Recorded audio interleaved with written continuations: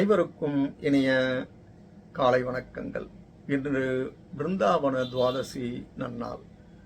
ஒவ்வொரு வருடமும் கார்த்திகை மாதம் சுக்லபக்ஷ துவாதசி திதியை பிருந்தாவன துவாதசி என அழைப்பர்.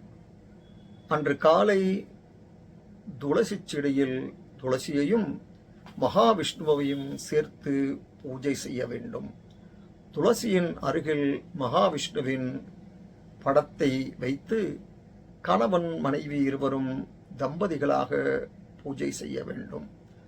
துளசி செடியில் துளசீம் தியாயாமி மகாவிஷ்ணும் தியாயாமி என்று பூஜை செய்து கிருஷ்ண அஷ்டோத்தரம் சொல்லி துளசிக்கு அர்ச்சனை செய்து தூபதீபம் பால் நிவேதனம் செய்து கீழ்கண்ட ஸ்லோகத்தை சொல்லி பிரார்த்தித்துக் கொள்ள வேண்டும்.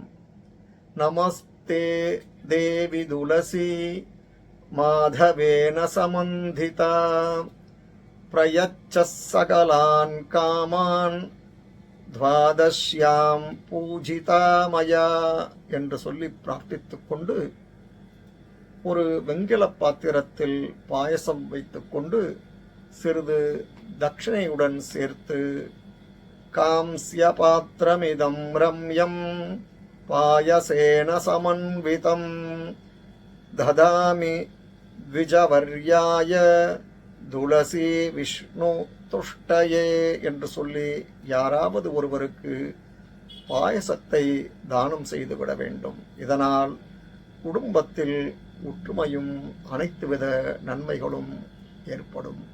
இந்த பதிவு உங்களுக்கு பயனுடையதாக இருப்பின் சப்ஸ்கிரைப் பண்ணவும் ஷேர் பண்ணவும். நன்றி, வணக்கம்.